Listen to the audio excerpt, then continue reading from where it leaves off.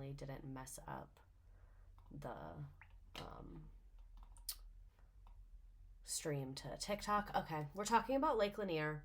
We're, like I said, on our science vibe tonight. Gonna be some science, gonna be some ghost stories, gonna be lots of videos, because I'm going to be honest, I have maybe 1/3 of a brain cell left. And it's just fighting. It's just in there, rattling around. Look at my hair. Like, what is... Okay, perfect. Perfect. So, naturally, because I'm clearly delirious and going absolutely insane, we're going to talk about a lake that I truly believe is possessed. I'm going to give you a TLDR for those that just popped in, maybe on the YouTube, and are like, what is this going to be about?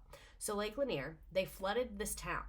The people of that town wanted to move their graves. Like, they were like, we want to move our graves, the dead people, we want to take them with us and give them, like, graves so we can go pay our respects, all that stuff.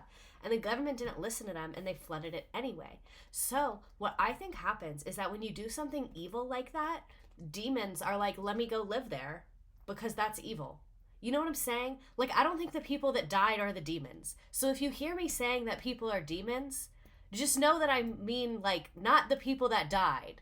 They're not demons, to clarify. I'm doing a horrible job clarifying this. But I really do think that, like, evilness goes into a place when you do bad things. Like, you know when you walk in a building and you're like, something evil happened here. That's what I'm referring to when I say demons. Not the people who just died of natural causes and just had their gravesite there. You get what I'm saying? And I picked this because it is October, the spooky time of the year.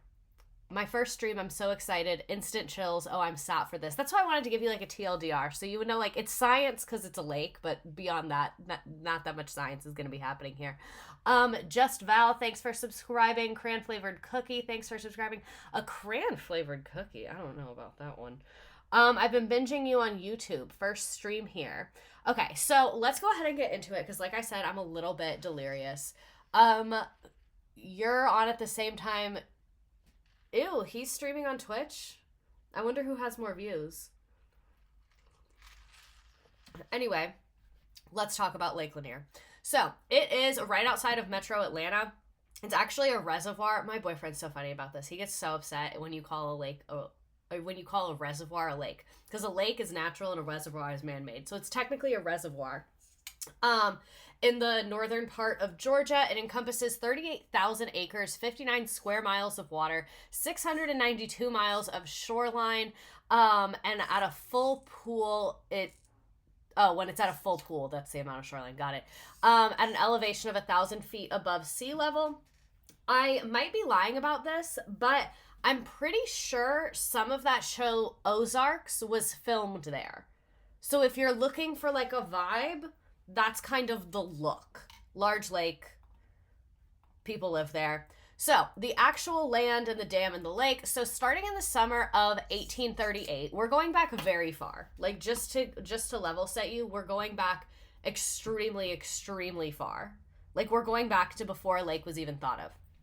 I guess we should have gone back literally to, like, centuries ago. Like, 1838, like, no, we should start at, like, 12. Like year 12, like 12 years after Jesus, that year 12. So anyway, starting in the summer of 1838, Cherokees were rounded up and forced from their homes in Georgia.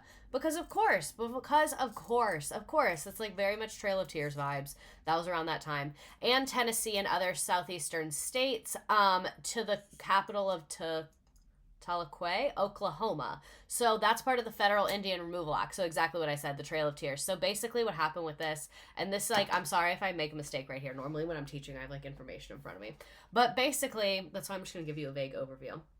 Andrew Jackson was like, I want to force the natives to leave that spot. And the Supreme Court was like, you cannot do that. Like, we have a treaty with them that, like, that's their spot. You can't just violate that. And he goes, literally not joking, does the Supreme Court have a military? Because I do. That wasn't a quote, but that's basically what he said. You can Google the actual quote if you want it. It's very close to that. And the Supreme Court was like, damn, you checked me, huh? And then he did it. So that is why when people are like going crazy over politics, I'm not saying it's not worth going crazy over because it's crazy, but they're like, when people are like, can you believe the government did that? Yeah, I can believe it. Because listen to what I just said. Oh, they overturned. Yeah, I believe they did that. Yep, sounds pretty much like them. Go back not that far. 1838 is basically 20 minutes ago, if you think about the scale of human history. But anyway, then they forced them to march in the winter. A bunch of people died because you can't march from Georgia to Oklahoma in the winter. You literally just can't do that. Another reason to hate Andrew Jackson. There's this podcast I listen to, or I haven't listened to them in a while.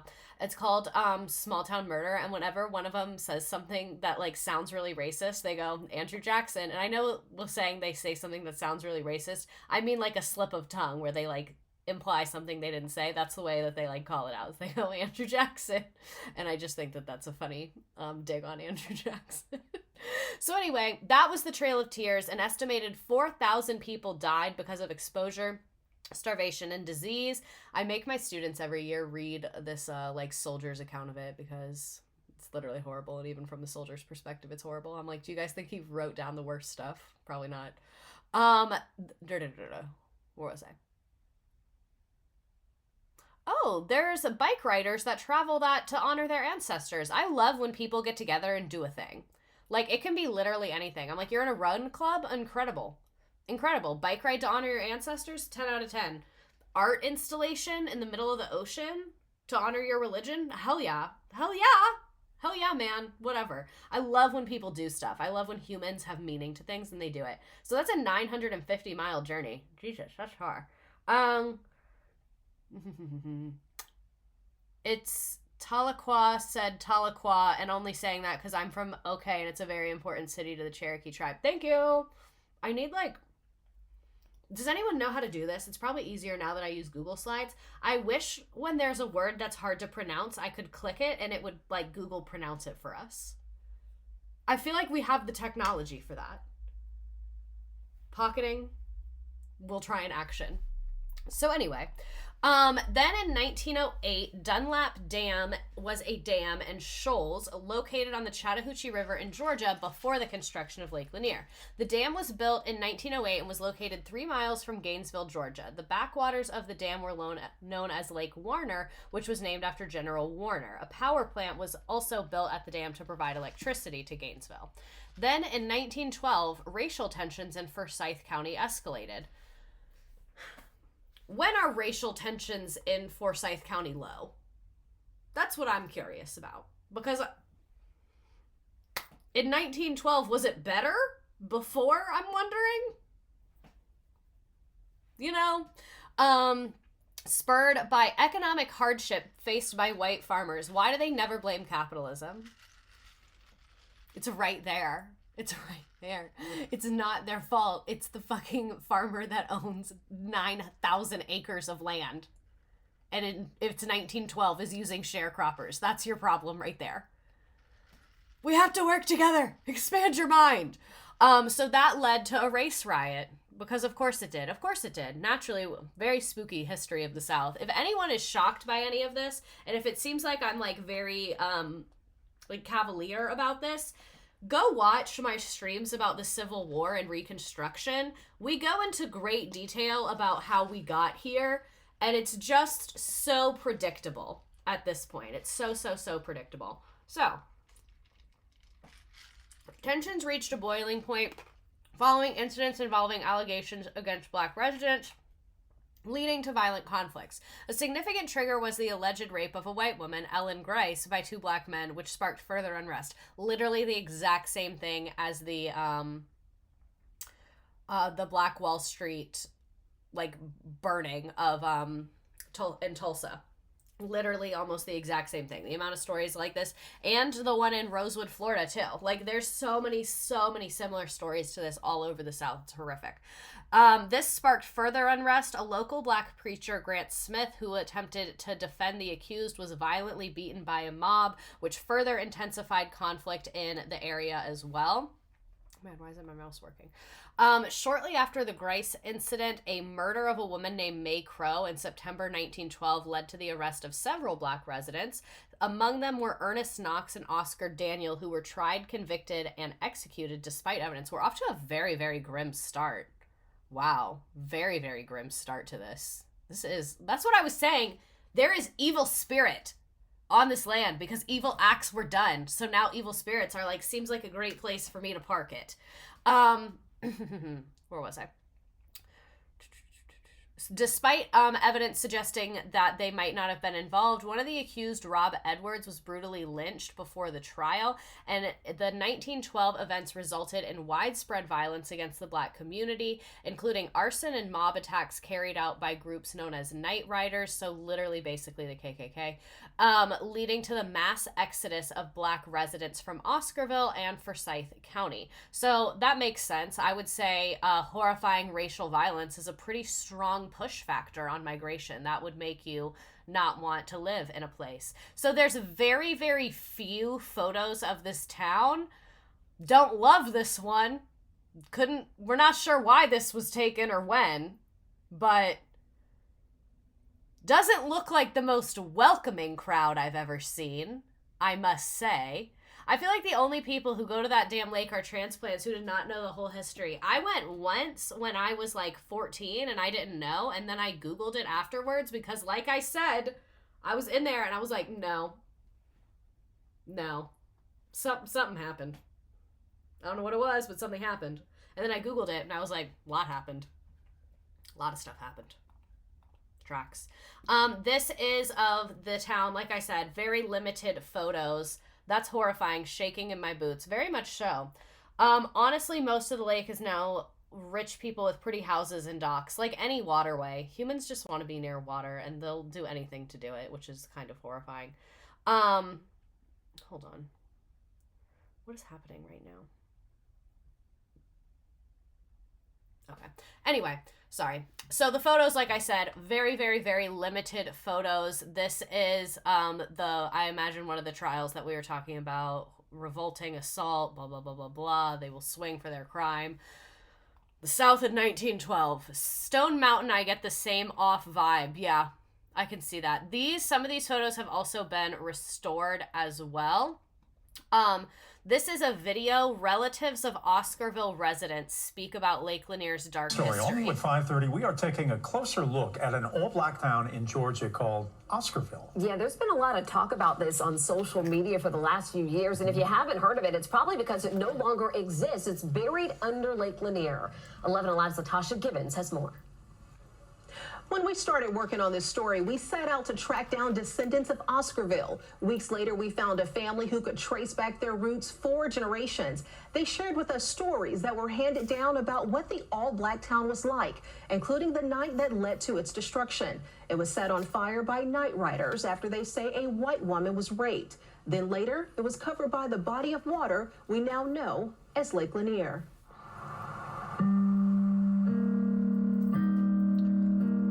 May Crow is buried here at this Gainesville cemetery, but the trail of destruction following her death stretches into the land surrounding Forsyth County, buried beneath these waves of Lake Lanier, where in 1912, nearly every black resident was forced out. That includes people living in an old black town called Oscarville. The community was formed in the late 1800s during the Reconstruction era. There was a very strong community feeling among the blacks. About 300 children that went to some of the schools that were the black schools, and it was closely connected to the churches. Georgia history teacher Lisa Crosby says Oscarville was a thriving black community, full of carpenters, blacksmiths, and bricklayers, but farming was the top trade. So they really had kind of a miraculous farming growth here while the rest of the state was really struggling. But then residents were abruptly forced off their land. The flashpoint, I think, is 1912. This takes us back to the death of May Crow. The 19-year-old white woman was found dead in the woods near Oscarville, presumably after being raped. Typically, the answer to white girls being raped was go to the black community is and so just start off-putting to me. People. Thank you for saying that. I was trying not to pause it, and I was going to bring that up at the end. It just gives me like a one time I was at a PD and they kept saying that, and I was like, I was like, maybe we like think about our phrasing there. And they got so defensive, and they were like, Gallup polling says it's the least offensive. And I was like, weird that you know that. Weird that you looked that up. Same thing with the curriculum. The curriculum in my state says Indian, and I'm like, I was like, is that real? Does that say that? And they were like, well, for Gallup polling, it says that. And I was like, when was the Gallup poll taken? And they said it was like a while ago. It was like over 10 or 15 years ago. And I was like, I mean, things change a lot in 10 or 15 years. And they were like, well, we don't have reliable polling numbers. And I was like, you seem really goddamn committed to this. Really goddamn committed. I literally had someone on the phone at work last week say colored. Oh my God, where do you work? I will say this is my first time joining the stream. I'm currently in Portugal for an internship. The slides are amazing, and the chat function is like a little simultaneous discussion. If you have to look it up, it's still offensive. Right? Like, why did you have to look that up? Why did you have to look that up? The fuck is Gallup polling? Gallup does polling, but about like everything. Like, they do it about like media, TV, politics. Like, they do it about literally everything. And I was like, I feel like they might have more information than what you're leading me to believe. By nightfall, terror began to reign over Oscarville. So from there, the rage and hatred in the community, mobs got together and they were called night riders, and they were riding throughout Oscarville and driving out the Black community. And the night turned deadly. You know, they were waking up by fires outside, firebombs thrown in the church. Filmmaker Bob Mackey recaptures those horrific nights in an upcoming television series. Anytime anything happened, guess where everyone would go? To the church. Well, they attacked the church. People were hung, lynched. Mackey's series features stories of direct descendants like George Rucker, who can trace his family back 4 generations to Oscarville. He tells the story of his great-grandfather, Bert Oliver, and the entire family being forced off their land. Night riders came through. They had to leave everything. The main thing they left was property, and my grandfather had 100 acres. Rucker says many relatives died as they tried to flee. So when they got to the Chattahoochee River, from what I understand, they were told, when the mob got up on the bridge, they were told that they either had to swim or drown. Most of them didn't make it. My grandfather, one of them that did make it, he lost some brothers and sisters. He says his relatives who survived settled in Gainesville. From what my mother told me, Bert Oliver, he would sit and tell her this story, and he would just sit and cry. Crosby says whites in the area took over the remaining properties. She said that's literally insane that, like, if you look at the rates of like property ownership following the Civil War, like the sharecropping system was fucking insane. Again, I have like a whole stream where I go very in depth about that. But the fact that these Black families had all of this property was like not super common in 1912, especially in Georgia, in areas like this that had just had a slave-based economy very recently. So the fact that like it's so intentional. Like, it's not like they just picked a random predominantly Black area. They picked a predominantly Black area with high rates of property ownership, and then they just fucking flooded it afterwards to cover it up. This is insane, because a lot of this I knew, but like I said a while ago, I have an assistant who helps put these together, so I make like an outline, and then she'll like fill in with like more detail and research. So a lot of this I knew, but not all of it I knew. I did not realize how bad the 1912 thing was there.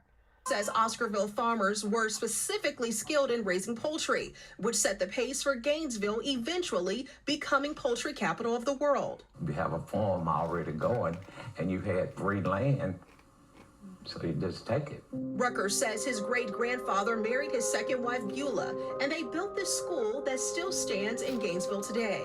By the late 1950s, the Beaufort Dam was built and Lake Lanier was formed, covering up Oscarville and swallowing most of its history. Many believe Lake Lanier is haunted because of the high number of drownings. We spoke to officials who tell us because there is an entire town that includes structures and even forest areas with trees that are 60 feet tall, it makes it more difficult to navigate through, and someone can easily become trapped in debris, leading them to drowning. We have so much more on this story on our website. So that was a lot. Story all new at 5:30. Let's get into it. So this is the lost history of Oscarville, how a thriving black community was erased from revolt. Did you know that one of the deadliest lakes in America sits on top of the ruins of a black town? It's home to one of the wealthiest communities in the Atlanta area today, and it's almost entirely white. I'm going to tell you the history of this historic black community just outside of Metro Atlanta, but I also want you to imagine what it could have been. I'm Garrison Hayes, and this is Town on Fire, a 5-part series about the history of lost black economies across America and the lessons they can teach us today. Like most race massacres in the early 20th century, what happened in Oscarville, a town in Forsyth County, Georgia, started with false accusations against black residents with no evidence. In 1912, Oscarville was a thriving black community full of carpenters, blacksmiths, bricklayers, and farmers. According to census data, at least 58 black families were landowners in this town. But in late August of 1912, things changed. 18-year-old Mae Crow, a white resident, was found severely injured in the woods near her home on the outskirts of the all-black Oscarville community. I wonder who did injure her. Because they definitely dumped her there knowing that it would take, like, the heat off of themselves. Because she was injured, so someone injured her. Crow was in a coma for weeks before tragically dying from her injuries. The night of her death marked the beginning of the end for Oscarville. Despite there being no witnesses, no testimony, and nothing pointing to a black perpetrator, multiple black residents, including a 24-year-old farmhand named Robert Edwards, were named as suspects and arrested for a crime they insisted they did not commit. A white mob would swiftly set fire to this town, destroying black churches, businesses, and homes. They'd kidnap Robert Edwards from the jail, beat him to death, and hang him from a telephone pole in the town square. An all-white jury would quickly convict and hang 2 black teenage boys in front of a crowd of 5,000 people. 5,000 Their names were Ernest people? Knox and Oscar Daniel. Do you guys think... In less than a decade... I'm pretty sure I've asked this before, but I think in 2024, if they did a public execution, people would go. Do you think people would go? Because I think people would go. I really do believe that. That's awful, actually. This is my first time learning about this as a white American from New York. It's making me so mad I'm learning about all of this now. Yeah, I saw people in the chat earlier who was like, if you grew up in the South, did you learn about this, like, in school? I think people are asking. I definitely did not. And I grew up, like, not far from this place at all. Like I mentioned, I went there one time, and then I was like, no, something's weird. And no, I did not learn about this in school at all. I think I might have learned it, like, maybe... people said, like, offhanded things, but it was not like they taught it to us. You get what I'm saying? They'd go and eat popcorn. Yeah, I absolutely believe that. Forsyth County became so hostile that black people were forced to flee from the county entirely, grinding the black population in just a few years from well over 1,000 to 0. Around 30 years later, Lake Lanier, named after the Confederate soldier Sidney Lanier, was born. Built on top of the land that once belonged to Oscarville, the construction of this lake has long been seen by some as the final step in destroying the remnants of this black town. In fact, as bulldozers and excavators began their work, they uncovered the long-buried remains of this storied black community. Homes, churches, and graves unearthed, revealing a deliberately erased part of history. Today, the Lake Lanier community boasts one of the highest median incomes in the metro Atlanta area. Over the years, hundreds of people have lost their lives here, making Lake Lanier one of the deadliest lakes in America. And though the lake draws tens of millions of visitors, earning the region an estimated $5 billion annually, very few of the black landowners from Oscarville were compensated for their properties at the time, and none have received justice for the wrong they endured since. While the story of Oscarville is distressing, it isn't unique. Black communities faced land theft and terrorism exactly like this all throughout the 20th century. The history of violence that black people and black communities killing black people and naming it after a Confederate soldier is so bone-chilling and sinister. Sorry, I had to, like, auto-mod that, but yes. Like, to name it after a Confederate soldier. And it was way later, too. It was way later. It's not like the Civil War was, like, 5 minutes ago. Not that that would make it okay, but it would be a little more logical. But it's a way after the Civil War. I don't remember which stream I talked about this in, but the United Daughters of the Confederacy is fucking crazy, and I bet that shit was their doing. I don't know if it was, but I feel like it was. Communities have experienced wasn't random. It was systematic. It was targeted. It often resulted from envy.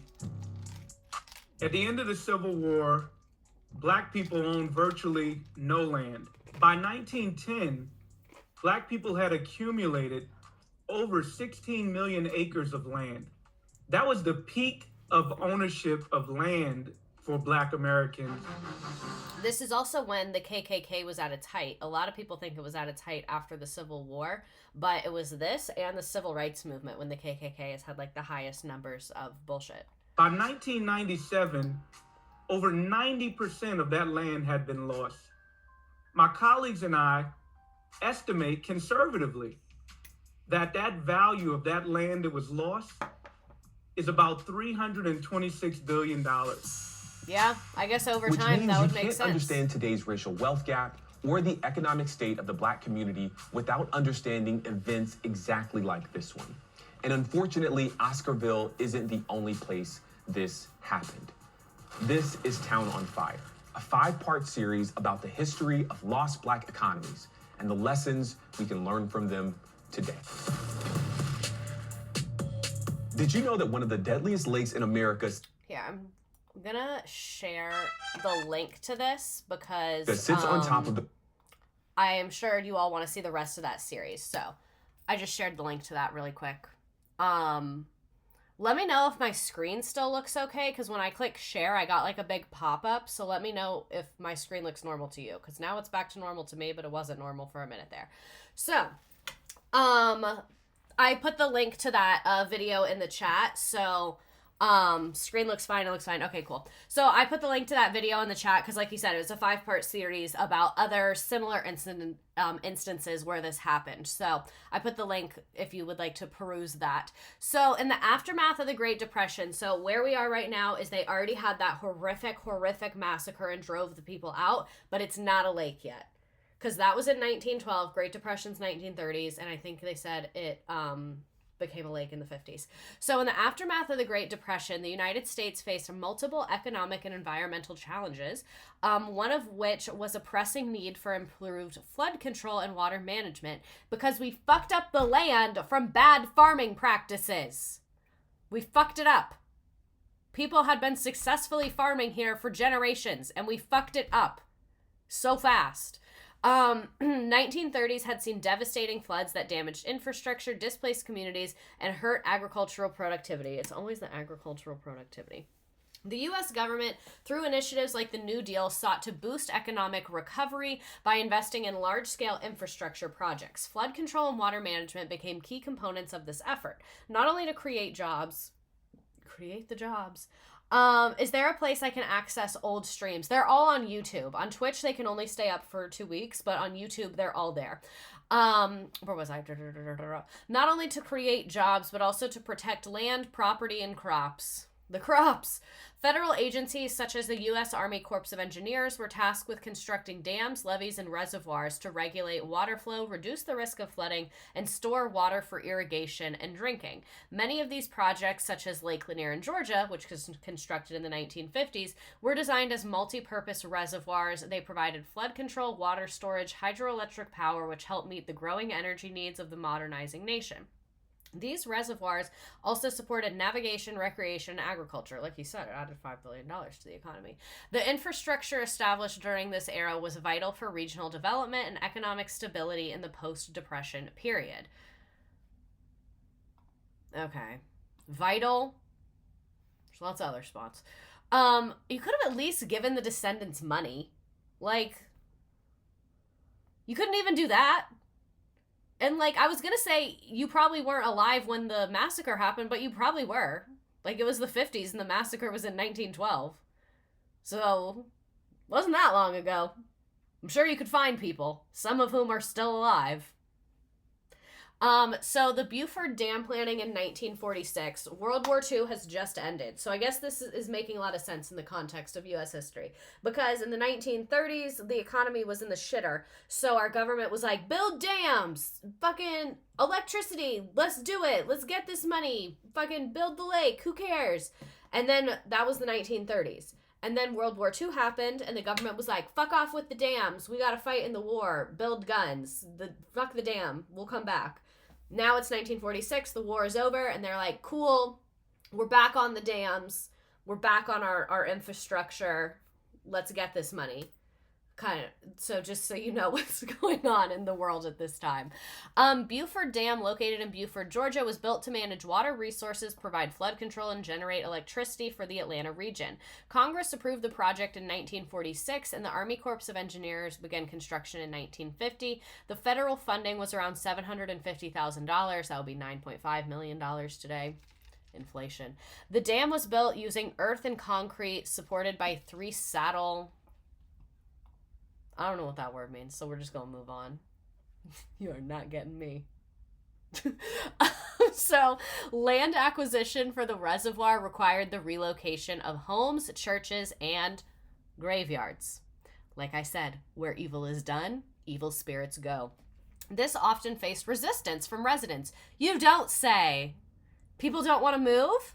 Wow.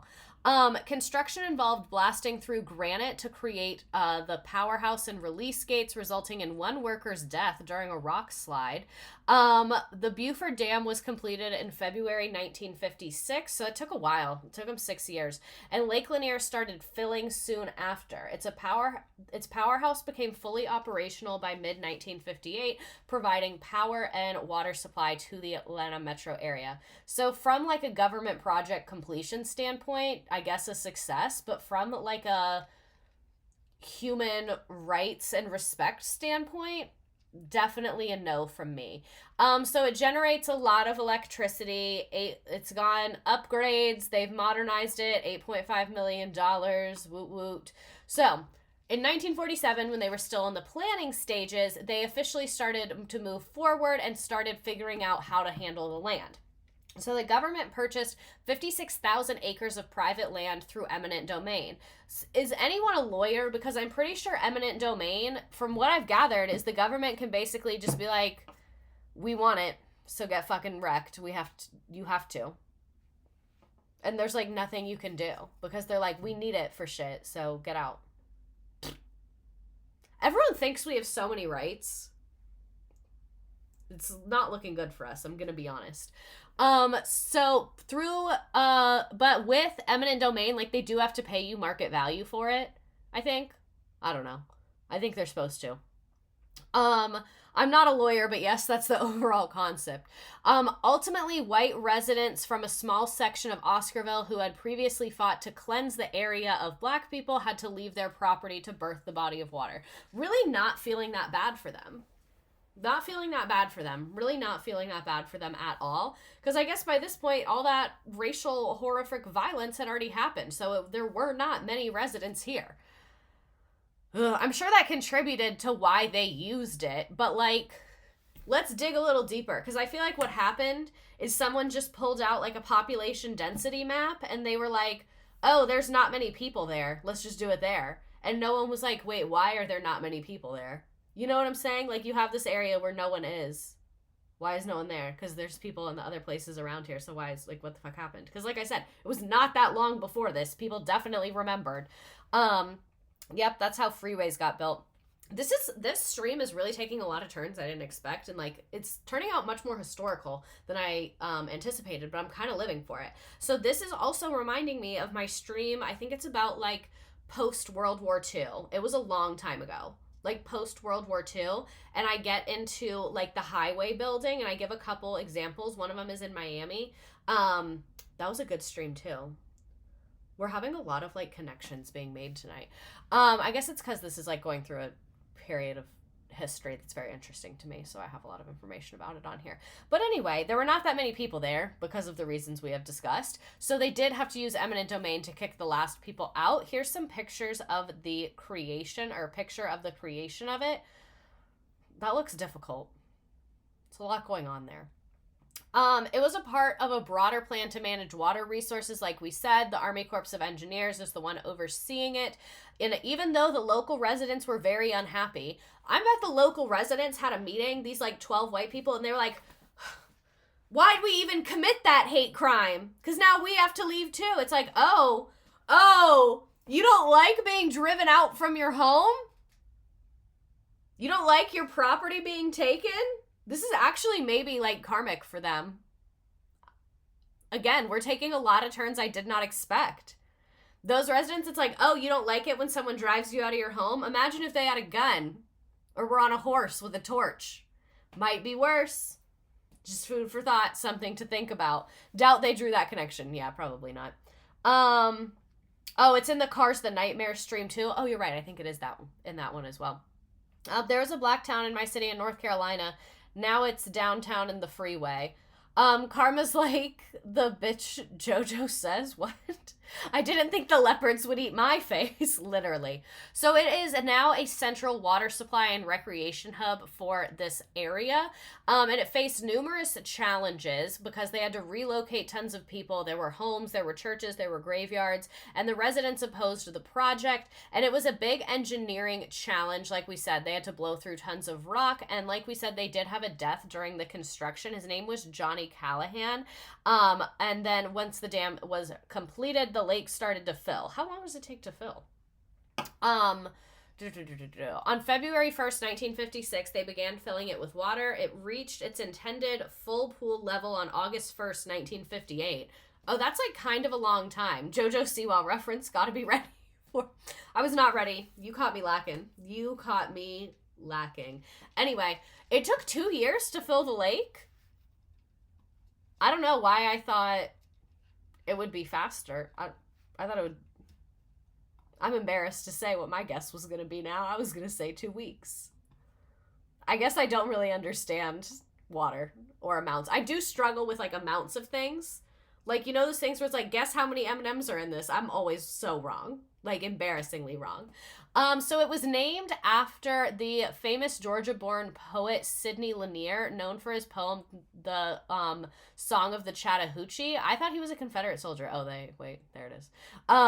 His work is often celebrated in nature, especially the rivers and landscapes of the South. Though Sidney Lanier is celebrated for his contribution to poetry, his personal history and views reflect some of the problematic aspects. Great way to phrase that, Wikipedia. Problematic aspects.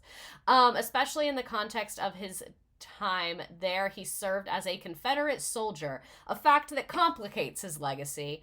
They're like, he did fight for slavery, but a lot of great poems. So who's to say? Poet and a Confederate fighter, get a guy who was neither. As part of the Confederate cause, he fought for the preservation of the institution of slavery, like I said. While Lanier's work, there's so many connections to the Civil War stream, you just have to watch it. While Lanier's work focuses on nature and beauty, his association with the Confederacy and its defense of slavery reflects the deep contradictions in American history. This is so funny.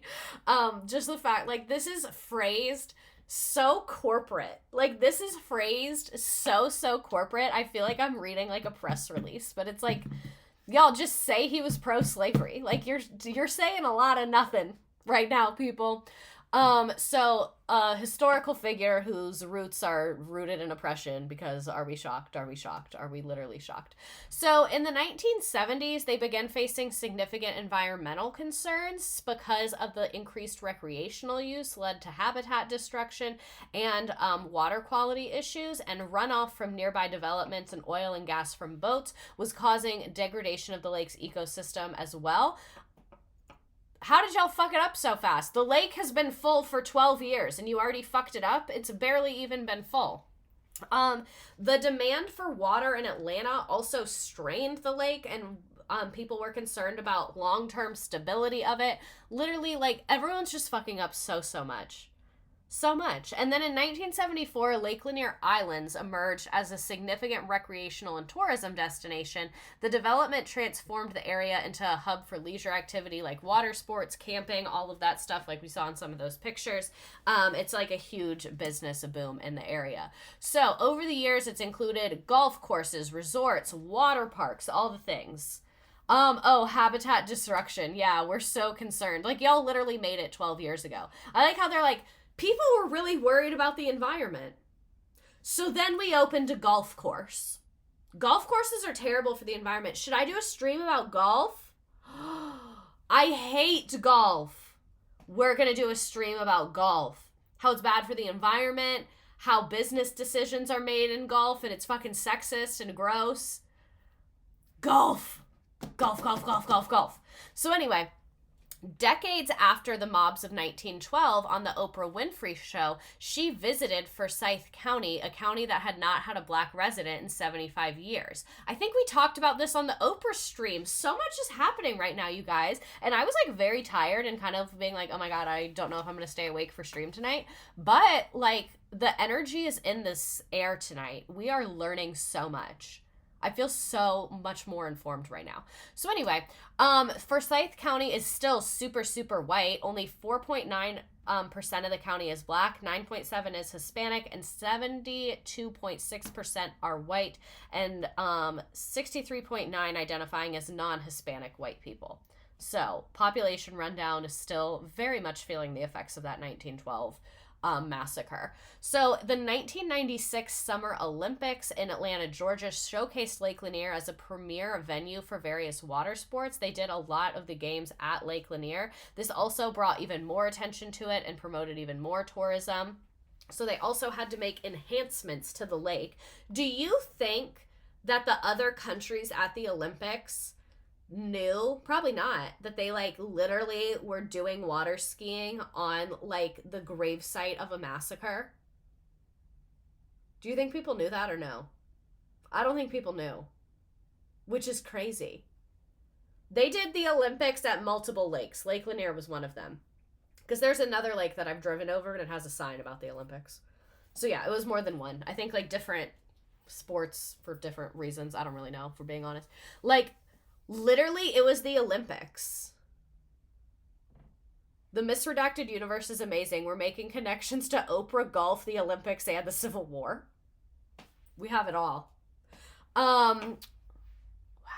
That's crazy. But the Olympic legacy was, like I said, really like solidified the tourism, solidified the legacy. Like, it's definitely going to be around forever. In the late 1990s, they faced significant drought conditions, which also made people be like, oh my God, there's buildings under there. That reduced the water levels, impacting the lake's role as a critical water supply for the Atlanta area. This affected the recreation and tourism as well. And environmental stress was evident because of the drought. So local authorities did water conservation measures, blah, blah, blah, blah, blah. And then in 2006, the U.S. Army Corps of Engineers discovered that a new gauge at the dam miscalibrated, causing the lake levels to be readings to be 2 feet higher than the actual level. The incompetence is literally staggering. Like, the amount of mistakes that have been made in this stream so far, Jesus Christ. Can we also talk about how the Olympics disrupts the environment, or did we already talk about that? Let's also talk about how all of these major sporting events increase crime and human trafficking. Let's talk about it. There's so much to talk about. Everything's happening so much. This is horrifying. Like a lake, and it literally is like bringing up every symptom of like horrific things in our society. They're all in Lake Lanier. I told you. Where was I?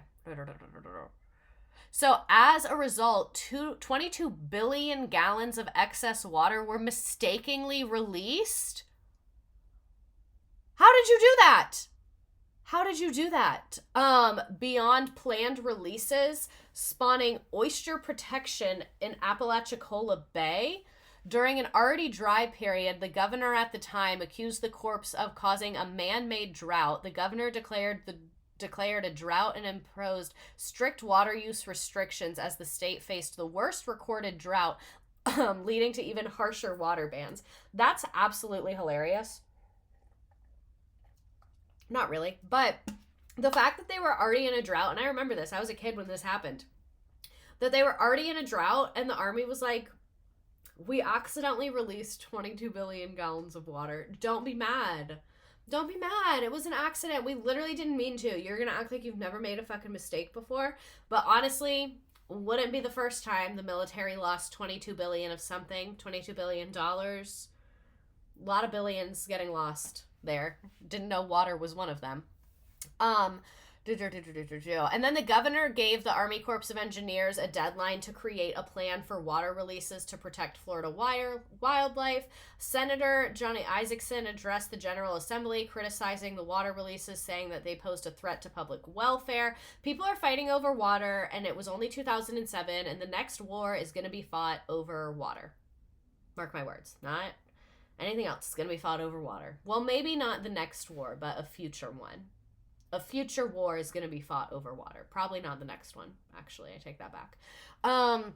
So they had negotiations with Florida, and then Lake Lanier reached a new low water level of 1,052 feet, which dropped further to 1,050 feet by December. And after Christmas, water levels began to rise gradually. I remember this like so distinctly.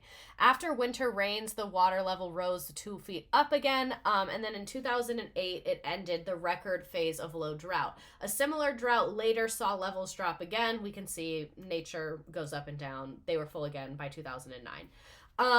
So things are getting messy with the government. I find it absolutely so on brand for our nation that they literally committed a racial massacre, stole the people's land, turned it into a lake, and are now fighting each other about the water in the lake. Like, y'all did all of that to then fight over the water? Come on. So in 2009, a federal judge from Minnesota, because they wanted to choose a neutral location, ruled that Congress was never authorized Lake Lanier to be used as a water source in Metro Atlanta. So she was like, check fucking mate, bitch. That's not even your water. Special type of evil. They need conflict to stay busy. She gave them 3 years to stop withdrawing water from the lake, except for adjacent cities of Gainesville and Beaufort, unless Congress authorized it or if the two other states using water from the reservoir came to an agreement. She really said, work it out or I'm taking the toy away. The Atlanta Regional Commission was pissed because that cut drinking water to 75% of the residents and would require disaster aid from FEMA. Like, literally, this is such white nonsense. Like, y'all are fighting. The girls are fighting. Figure it out. Then they reversed the decision and confirmed that the Army Corps does have the authority to regulate Lake Lanier for Atlanta. So they were like, you can keep drinking it, but we're in charge of it. The Corps responded in June 2012 with plans from further analysis and evaluation, so they're fighting over the water. Florida files a original action against Georgia. Then the Supreme Court granted Florida leave to file the complaint. Then they dismissed the complaint, holding that Florida did not prove any serious injury caused by Georgia. So that's some legal bullshit. Now getting into something that might be a little bit terrifying. I haven't seen this, so I'm literally scared right now. But this is Lake Lanier, March 21st, 2015. Like they said in a couple of the videos, and I briefly mentioned, when they flooded the town, a lot of the buildings were literally still standing. And that's one of the reasons that some people think there's so many deaths and injuries at this lake is because when people go under, they get stuck in things because there's literally buildings down there. As opposed to a lake that was just empty before. There's not, you're not going to get your arm stuck in something. No, underwater. White nonsense, a surprise in American history. So this is a March 21st, 2015 dive. Okay, I'm turning the music down. This is scaring me. I'm literally going to throw up. I'm so scared. I'm scared. And the color checks out.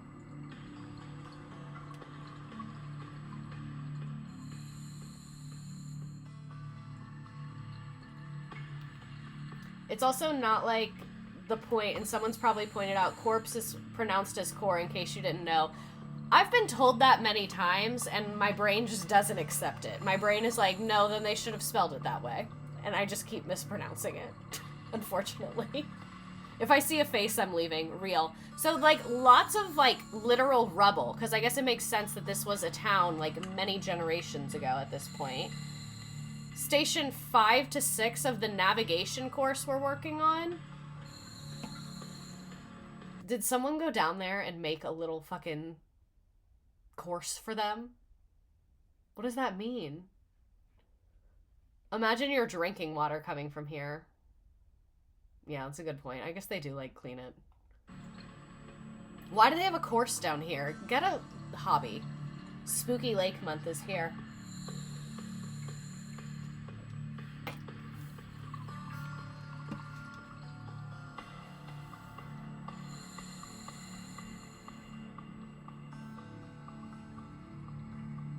This is kind of how I fear all the towns are post-Helene are. So that, I was also thinking about another stream connection because of Hurricane Helene. If anyone knows of any good mutual aid, feel free to put them in the chat. I should have Googled one before this.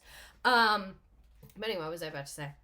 Oh, Hurricane Helene is really, really, really reminding me of Hurricane Katrina, where the government's literally just like, oh my God, that's crazy. I did a stream about Hurricane Katrina, and I think it's like one of my favorite streams I've ever done, not because it's good, obviously, but because like I think it's so not talked about, and I think that once you truly know the story of Hurricane Katrina, you will never look at the US government the same again. And I feel that way about a lot of different things that made me change my view of the US government, but that one really, really hits home, especially because it was so recent.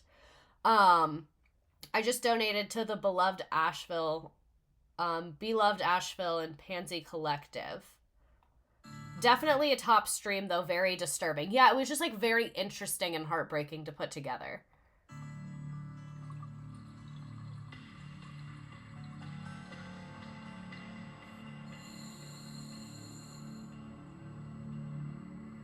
This is very spooky, but I think we kind of get the point. So some spooky stuff and some scary deaths. We probably are not going to go through all of these because I don't want to get too graphic. And my assistant really made the majority of this part. So this is so weird, but I can't find any sources. Like they have news about drownings before 2023. Like it's so weird, but there were lots. So Lake Lanier wasn't designed to be used as a recreational lake. There are concrete buildings, cars, parts of bridges, and other debris in some of the deepest parts of Lake Lanier. But as the lake filled up, the Corps of Engineers assured lakegoers that these would cause no harm. Now that the water is receding, this is from when the droughts were, accidents keep happening, adding to the debris. Lake Lanier has seen more than 500 boating accidents, including some mysterious instances of boats going up in flames. That's the evil that resides there. It's said that it's the most dangerous underwater surface in the United States. We know that that is one of the Great Lakes. I can't remember which one. So in droughts, the unpredictable lake floor becomes exposed, and ferry boats, cars, bodies, and debris of all kind get closer to boats and swimmers at the surface. The chaotic lake floor makes dredging the lake for missing bodies much more difficult. So that's the other thing, is that when people do drown here, they almost never find them. As opposed to in a lot of other lakes, like they'll wash up, someone will find a body. I hope everyone knew that this was going to be like kind of gruesome. The water depths are also very unpredictable. 1 second you're in shoulder deep, and 1 step forward brings you down a 30-foot drop. Because again, it's not a lake. It's literally just a town that they flooded. So, Lady of the Lake. One of Lake Lanier's most popular urban legends involves a car wreck. According to the story, a Ford sedan carrying 2 women careened off a bridge in April 1958 and tumbled into the lake. Some say the ghost of one of the women, dubbed as the Lady of the Lake, wanders the bridge at night in a blue dress, lost and restless. So, throughout the years, numerous people have reported seeing a shadowy figure on a raft in the lake, slowly inching across the water using a pole, despite an unpredictable depths of the lake. The figure is often described as holding a lantern. I don't like this. And strange sounds have been reported emerging from beneath the water, adding to the eerie and haunted reputation of the lake. I really don't like that one specifically. Like, the woman on the bridge, like, she's cool. I can queen out with her. But the shadowy figure on a raft using a pole where there's unpredictable... No. No, thank you. No, thank you. No, thank you. Okay, the ghost stories of Lake Lanier. Trigger warning, men on a podcast, and I haven't seen this. But with all these deaths, like I said, come these kind of ghost stories. One of them is called The Lady of the Lake. Okay. This was in like shortly after the thing was open in the late 50s. This woman, Susie Roberts, was driving across the Dawsonville highway bridge going across this lake. Somehow her car went over the railing. I'm sorry, I have to call this out. As a Brit who'd never even heard of Lake Lanier an hour ago, this has been a wild ride. Welcome to our nation. Am I getting banned on TikTok again? No? Yes? Maybe? Whatever. I can't do right by them. They're like an impossible parent. Nothing is ever good enough. She had a passenger with her. They found the passenger. No signs of Susie anywhere. And so body still to this day never recovered. In 1990, more than 30 years after she disappeared, they found the car. Still, nobody in the car. 30 years after she disappeared, they found the car? Never found her, but now people are like convinced that she's a ghost. And she walks along the bridge. There's this woman, she's like an attractive young woman, walks on the bridge, but she has no hands. And like people, like there's been all sorts of reportings of seeing this lady of the lake. And to me, it's like weird that they found the friend, they found the car. I'm sorry, I can't later, listen to men. It's a disease. Like kinda a little creepy. Okay. Then there's all sorts of issues like this in this area where there was a reported accident in 1903 in the area. So long before the lake was created, 88 people died in some accident. I can't remember what happened to them, but they were buried in that area. Wait. And there was a reported accident in 1903. A reported accident in 1903, and the people were buried in that area. Is he going to talk about the racial massacre in 1912? I'd be very eager to hear this. Am I a hater, but I can appreciate a man that's talking slowly, because it's like, wow, are you thinking about what you're saying right now? Who's that fine spooky over there? In the area. So long before the lake was created. The lake was created in the 50s. Some accident. I can't remember what happened to them, but they were buried in that area. And people are saying that, the government kind of lied about how they transported these bodies in these cemeteries and things in the area, that they never actually really did it. So when they find these headstones... What I always heard, and I tried to look this up, but I couldn't really find, like, hard information about it. It's just what I heard, like, as a kid talking to people about this. And like I said, once I started asking, people said that the residents and the descendants of the residents wanted the government to pay to move the graves, and the government didn't want to pay for it, is what I heard. But like I said, I couldn't really find, like, a source on that. Once they find these... There's this diver who did an interview with CNN in 2017. He's like investigating. He's got a camera. He's going down. He Heavy on the I don't remember. They were like, we don't want to get into that. Pulls on him. This is don't move. He's like, it's really fucking creepy. Sorry. He was like, this is Barstool Sports. We can't get into nuanced racial history. I guess it's really not that nuanced. It was a racial massacre. There's not that much nuance there, but you get what I'm saying. Down there, and the body parts are like somewhat preserved because they're well underwater, and like deep underwater, and it's cold. So they're not like decaying the way a person buried in the ground would be. Just like in the Great Lakes. So they're saying that the ghosts from that death started haunting the area. Can remember a specific interview with a man in 2017, but not an entire racial massacre. There's enough evidence to say that there's an Indian burial ground there too. Yeah, we're gonna have to wrap it up with him. Like, I appreciated the ghost stories at the beginning, but I think I've seen what I needed to see. So in 2012, 11-year-old Kyle Glover, son of Tamika Foster, who's Usher's former wife, oh, interesting, was tragically struck by a jet ski while he was floating on an inner tube in Lake Lanier. He was critically injured and remained on life support for 2 weeks before passing away and making headlines nationwide. So I guess this is maybe why some of you have heard of this. I bet this is when people started talking about this on social media. His death highlighted the risk associated with water sports on very crowded lakes like Lake Lanier. That's what I think is, I do think there truly is evil here because of the evil that's been done here. But I also think crowded lake, lots of debris in it, lots of people drinking, and Lake Lanier is very close to Atlanta. So you have people that are just at the lake, but they don't live there. Because people that live at a lake know more about like boat safety and things like that, as opposed to people who just rent a boat for a day to hang out.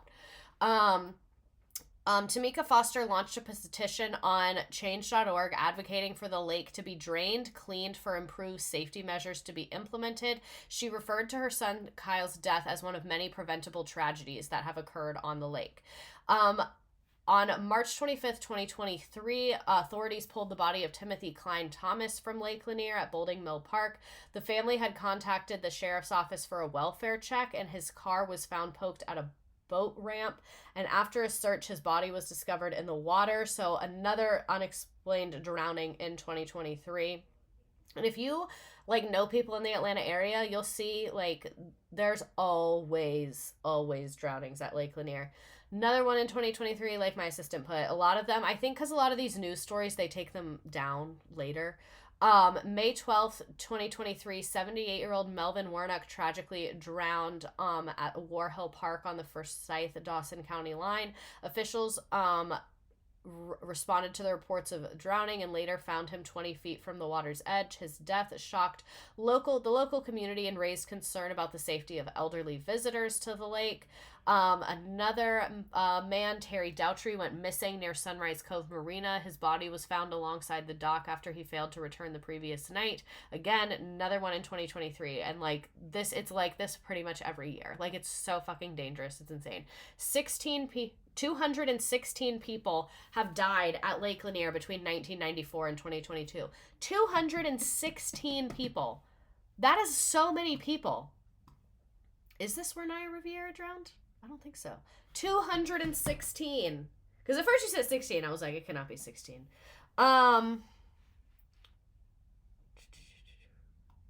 Okay, here's a list of Hurricane Helene funds that I trust as someone who's worked pro bono in nonprofits. Highly rec donating to the Red Cross if you are going to. If at all possible, do not donate to GoFundMe. They keep part of the money providing the platform. I thought they only keep the fee on there and the tip on there because you can like tip them. If you know anyone needing financial help, encourage them to go to the Red Cross or Salvation Army. And if anyone has any like local, Red Cross is great. Red Cross does great work. Live, love Red Cross. I took my CPR certification there, but I personally like to give. So if you know, I don't know if she's still doing it. Her name's Mel. She was a teacher and now she makes like mom content. Like she Venmo collected thousands of dollars and then her husband and her father-in-law like drove it over there and dropped it off with people. Which I think is great. Oh heck, the list is not able to fully send. I live 5 minutes from the dam and still have never been to Lake Lanier. I will never step foot there. God. So if anyone also has any local Asheville ways we can send money, because yeah, I do know GoFundMe's not the best. And speaking of GoFundMe, Dr. Sofian does use GoFundMe because it's very difficult to find international ways to collect money. So I know it's not the absolute best one out there, but it's what's being used. So scan the QR code to get access to that GoFundMe. He said he is going to work on getting a new PayPal, but like I said, collecting the international money is difficult. So he has a friend out of London that he knows from his medical training that does it. So please scan that QR code, donate, and then to the East Tennessee Neighborhood Fund, Florida Disaster Fund. Thank you. Thank you, Chain Knees. You're really doing the most. I appreciate this. So yes, there's God. I wish the government would do any support, but I think this is like I was saying with Hurricane Katrina, a reminder that like all we have is mutual aid. All we have is mutual aid. Like no one's coming. The government's not showing up. No one is coming. All we have is mutual aid and what people can do for each other and their neighbors. That's literally all we have. So that's why I always make a point. Yeah, I have heard not great things about the Salvation Army. I know Salvation Army doesn't support the best stuff, but they are helping in my area. That's what I have heard a lot about the Salvation Army, is that, like, they do a lot of very fucked up stuff, but they also do a lot of very helpful stuff because they're such a huge organization with lots of money. So do with that what you will. FEMA is not approving anyone in my area. Yeah, like, literally no one's coming. Like, all we have is each other, and all we have is mutual aid and haunted-ass, evil, demonic Lake Lanier. That's it. That's all we have. So in July 2023 in Lake Lanier, there were 3 deaths within 1 week. One of them was Thomas Milner, who drowned under mysterious circumstances, with authorities suspecting that he may have been electrocuted before drowning. So literally, like, 216 and not that many, and then even more in 2023. 61-year-old Tracy Stewart disappeared while swimming. His body was recovered from 46 feet of water a few hours after he went missing. One of several fatalities that summer, like we said. A boat mechanic disappeared while swimming on the same day. He was found floating about 30 yards from the shore. Another one in 2023, a 61-year-old man from Stone Mountain dove off a boat and vanished. His body was recovered hours later, marking another fatality during a particularly deadly month at Lake Lanier. And that's the thing, I think it might be in a video in here later, that a lot of people say about Lake Lanier is, like, when someone drowns, they usually show signs of distress before they drown. Like, they flap around in the water, and everyone says in Lake Lanier, people just go under and don't come back up. And, like, I will tell my story of the one time I swam there. I talked about this on TikTok today. I'm a very strong swimmer. At the time that I swam in Lake Lanier, that is the strongest I have ever been swimming-wise in my life, because I know it, like, exactly. It was less than 2 months after I did my lifeguard certification where I had to be able to do, like, 12 laps without stopping in a specific amount of time. I had to get a 10-pound weight from a 13-foot deep pool and then swim it across to the other pool.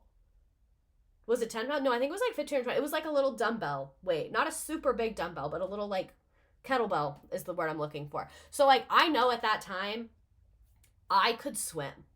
Like, I was a very good swimmer. And when I had swam in other lakes, I had swam in open ocean, I had been snorkeling before. When I swam in Lake Lanier, I swear to God, I felt the water, like, dragging at my ankles. Not my legs, just my feet and my ankles. And I was like, why is there a current in a lake right now? And I was in the water for maybe 5 minutes tops, and I did not go in the water the rest of the day. Like, I just felt like that was crazy and weird, and the vibe was weird, and the vibe was off. And then I started Googling and asking people, and then I know. My friend did her certification. She had to pick up a concrete block from the bottom of the deep end of the pool. Exactly. I was literally Michael Phelps in that era, and even I could not swim. Another 27-year-old man disappeared around this time. Then a 22-year-old guy named Brian Terrasona drowned while swimming with friends at Van Pugh Park. He went under while trying to return to shore and did not resurface. Rescue teams used sonar to locate his body, marking another tragedy at the lake.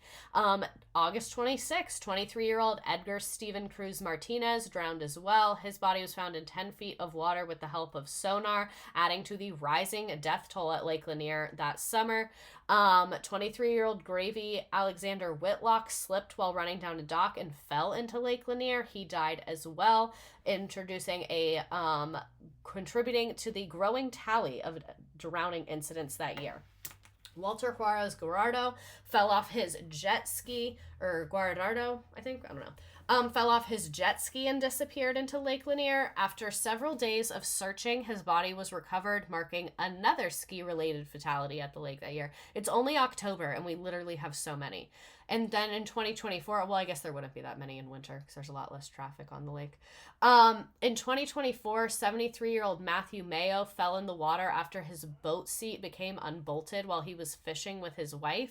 He did not resurface. His body was later recovered. Again, more on ongoing highlights of the dangers present at Lake Lanier. So, what Reddit says. Many people share stories of visiting or avoiding Lake Lanier. Some people enjoy swimming there, while others avoid it due to drowning incidents and personal discomfort, i.e. eerie feelings and unsafe swimming conditions. Yes to both. A few reported swimming-related health issues like UTIs or dangerous underwater debris. Multiple commenters cited personal accounts or heard stories of drownings, accidents, and even electrocution. Some believe that the submerged structures of the town of Oscarville cause entanglement underwater, contributing to accidents. Alcohol and poor swimmer choices are often blamed for the high number of fatalities. Many believe that the lake is haunted or cursed, pointing to its history, including the town submerged beneath it. People describe feelings of eeriness, and some think how there's some sort of supernatural influence. A few people mention pollution concerns, including sewage dumping, which likely impacts the lake's cleanliness. A new water park, Fins Up Water Park, is set to open with the state's first water slide coaster with speeds up to 30 miles an hour. Okay. The park will also include 15 rides. I think this is maybe already open. 15 rides and restaurants as a part of a multi-million-dollar expansion at Margaritaville, Lanier Islands. That is so American and so disrespectful that we took a town where a racial massacre happened, flooded it, and then put a Margaritaville here. A Margaritaville? Are you kidding me? Are you kidding me? So this has been the site of, like we said, oh, this person said 140 drownings. Oh, 70 boating fatalities. Okay, so there, that checks out. That checks out. A 30-mile-an-hour water slide at Lake Lanier. What could go wrong? What could go wrong? Many locals consider the lake haunted, and social media users have criticized the decision to build such a high adrenaline attraction at a place with such a tragic past. I think that is a pretty good criticism of this. This is Lake Lanier Island Resorts. Welcome to Lake Lanier Islands Resort. We invite you to sit back, relax, and enjoy a day on the lake at your very own pace. We offer year-round amenities for families, friends, and business travelers. Hit the links on our newly refurbished Lakeside Course. Legacy Girl, I would not be relaxed there. Let our professional spa concierge. This is a very low budget video. Both body and spirit at Tranquility, the spa. Look at that ring. This feels like the intro to a horror movie. One of our 20 exquisite bridal. Getting married there gives the same vibes as getting married at a plantation, and the fact that they have 20 bridal venues is absolutely insane. Venues. Rent a boat from Harbor Landing and explore more than 38,000 acres of. Do you guys know that tweet? I think it's a Zach Fox tweet where he's like, a white dude will kill his whole family and the news will post a picture like this. That's the picture. I don't know if it's literally that one, but it's so similar. Like, look at the baby. Why does he look like that? Lake Lanier is not where I would want to nibble on a sponge cake or watch the sun bake. This really is, like, dystopian as fuck. This is so weird. Beautiful Lake Sydney Lanier. Take a tour and named after the of Confederate. In the saddle of one of our gentle horses from not the Equestrian horses. Center. No one is holding the baby. Resort also offers bikes and golf carts for rent. Miles of pedestrian-friendly walking trails. You're not even safe there. Breathtaking views at every turn. And a variety of delicious dining options, including Bullfrogs Bar and Grill. Our Scenic Windows Restaurant. I'm and our scared. newest addition, Sunset Cove, Beach Club, and Cafe. The only limit to the number of adventures. Now I have to believe that photo was taken at Lake Lanier. Is your imagination. Enjoy your stay. Okay, not to be a hater, because I'm usually a girl's girl, but did they not have anyone with more charisma for the video? They couldn't find anyone that had a little more pizzazz to their life? No one? That's the best we could do? Really? This is why whenever I work places and they're like, can you be in the video? I'm like, yeah, I can. I absolutely can, because if I'm in it, it'll be good. You know what I'm saying? Very big ego on me today. Very, very big ego. Scenic windows so you can watch the people drowning from a 360 view. Vacationing at Lake Lanier is giving on no awareness. I feel like it would play in a doomsday movie in the back or something. Oh my God, there was a shooting at Lake Lanier? What's going on? Has now identified the man who led Gwinnett County Police on a high-speed chase, fired at police officers, and drove his The lack of charisma plays into the creepiness. We're told he's 26-year-old John James Monahan Jr. from Ellabelle, Georgia. And this is his mugshot from 2014 when he was arrested near Savannah. Oh my Friday God. afternoon, Gwinnett County Police told us Monahan was involved in a crash on Peachtree Industrial Boulevard at Shadburn Ferry Road. And police say after that crash, he carjacked another driver and led police on a car chase. There's always a shooting at Lanier, girl. Park where Monahan drove into Lake Lanier and opened fire on officers as his car was sinking. Police returned fire. Divers recovered Monahan's body shortly afterward. An autopsy is scheduled for Monday. I don't think we need an autopsy. I know we have to do it for legal reasons, but... Oh my God. Shit, I'm driving down Peachtree Industrial right now. Very safe. We're all feeling very safe tonight. The lake stepped in. The lake said, So, some statistics. The explanation for why so many people have died at Lake Lanier is a complicated one. First, with 7 to 11 million visitors per year, things are bound to happen. Wow. Additionally, the waters of Lake Lanier can be dark and murky. That makes rescues difficult if someone goes overboard or goes under. Another major issue is boating under the influence. According to Georgia DNR, who was that? There were more than 525 BUIs. It's funny that they call it a BUI, I'm sorry. But drinking and boating is not a joke. Between 2008 and 2018, people, especially kids, who are not wearing life jackets when they are at the lake, officials say. So boating and drowning deaths, 500. Rescues, 100. Never recovered, 27. I'm surprised they recovered that many. Interesting. Can you guys hear my boyfriend, like, screaming at his video games? So this is the yearly drowning stats recently. 2023 is not updated on Wiki, so that's why it was a little bit lower. But 2024, this is from a different article. This is statewide on Georgia lakes, though. So over 200 people have died at Lake Lanier, we said. And in 2018, it was 8. 2019, it was 8. 2027, 4, 6, and then 8 again. And then this is statewide. So a lot of those deaths are definitely happening. I hope they pronounce it like buoy. That's hilarious. Love that the deaths make a full map of the lake. Nowhere is safe. Oh my God, no. Was that a death map? I thought this was just like a map next to it. I don't know if that's and these are the unofficial estimates. They don't even know. They don't even know. 1999, highest recorded incidents. I guess people thought the world was going to end because of Y2K. Another stream connection. 72 boating incidents, 52 injuries, 8 fatalities, 11 drownings, 55 BUIs. Lots of boating incidences. The fatalities, 48 in total, with fatalities peaking in 1999 and 2016. So I guess like Trump getting elected and Y2K just made people really need to be dangerous on Lake Lanier. So oh, this is scary. Here's another. Some of these videos we're going to watch and some we aren't.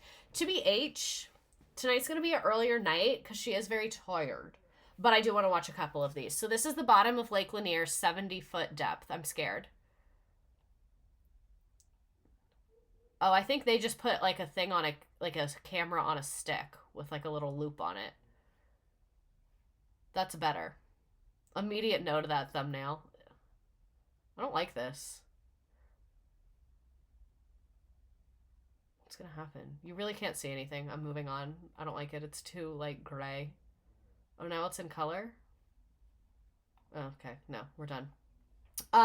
Lanier official trailer. This is a scary, a seemingly low budget film about Lake Lanier.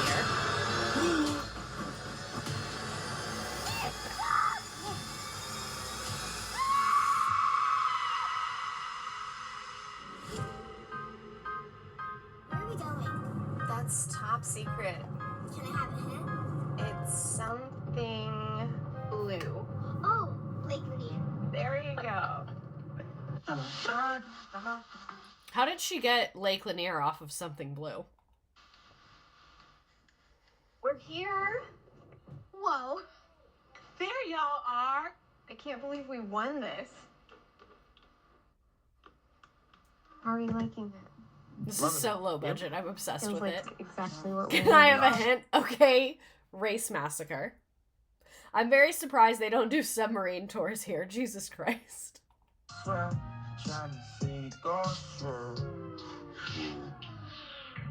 Jeff.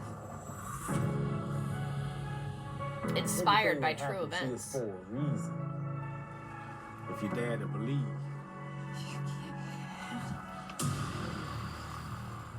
What did you do? I want this to be good. I really do. I can't shake him. Like, Shut him. there's such potential for this to be a good movie, and they just, like, I see the vision, and y'all didn't have the budget, and I respect that you still tried to make your vision. Like, I really want to support art right now, but y'all are making it hard. Out. Nothing happened here. 1912. He knows. Oscarville, Georgia. Even if that Oscarville thing happened, it happened years before the lake was made. See what I mean? Like, I see the vision. This, like, I see the vision. They just needed a bigger budget, better cameras. What is this? We're coming out of this room. Don't touch it too. Do you understand? Someone came in here while we were out there. What you going to do? No. This would be good because it actually shines light on the history. That's what I'm saying. I thought that's the direction they were You're going. something that you're not crazy. Up. Up.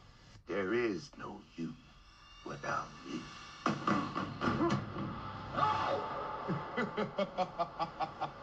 I see the vision.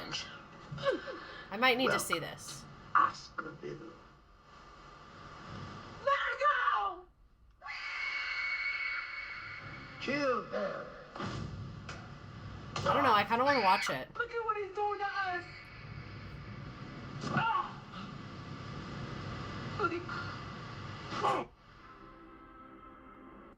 How do we order it? Laniermovie.com? Nothing happened here. Yeah, those random buildings just appeared at the bottom. But I really feel like that's probably what the people there sound like. I'm sure a lot of them. I have not discussed it with them because I don't know them. But I have a feeling. Okay, you can own it or rent it today. It's on Amazon, you guys. There's the link to their website. I don't know. I see the vision. I wish they had a bigger budget. They have merch. We can get merch. This is great. I'll show you the merch. Look at that. Lake Lanier is haunted.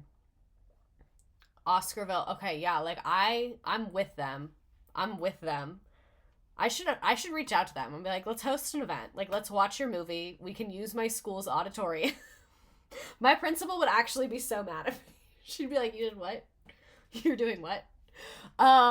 It's nice branding for a low budget movie. See what I mean? Like, they have the vision.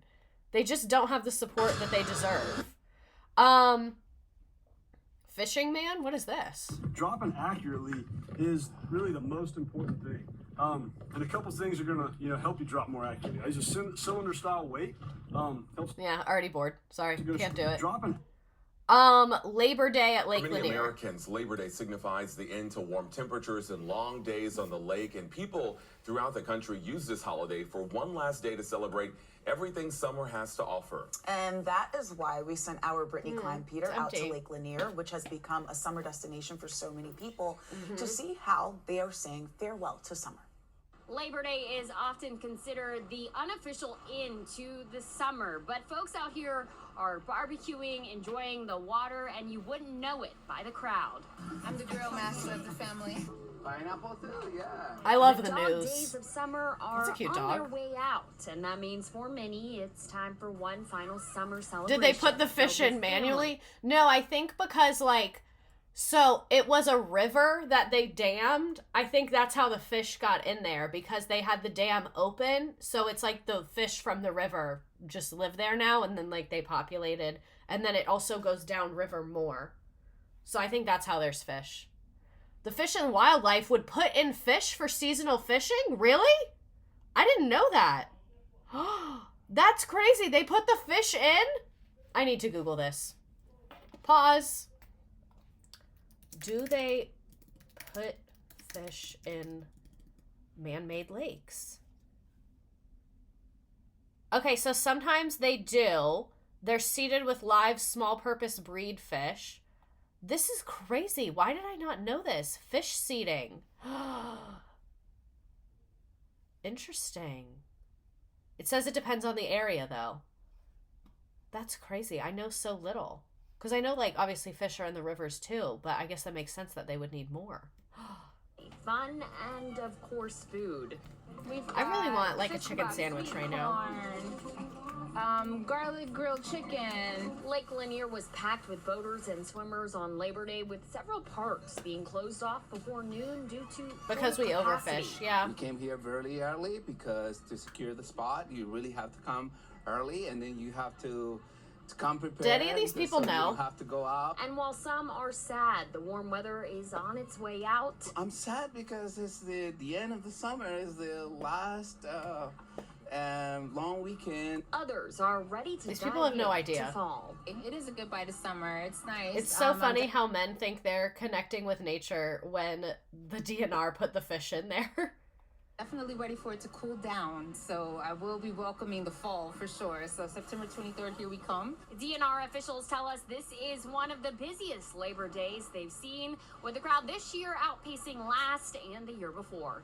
Reporting from None Lake of them Lanier. know. For many Americans, They're all Labor just Day swimming, and they don't even know. Invasive mystery snails are found in Lake Lanier. There's a potential new Perfect. problem creeping around at Lake Lanier. An invasive species. Drove by the public parks near the dam this Labor Day, and they literally had to close access because too many people were there. Yeah, it's a lot. The snail has been found in the lake. The Georgia Department I love local of Natural news. Resources I said love the Chinese the local and news. Japanese mystery snails. The Japanese were found snails while are officials invading were Lake conducting Lanier? routine sampling of the lake. Don't tell the World War Considered II to be two veterans different about this one. species, Native to East Asia.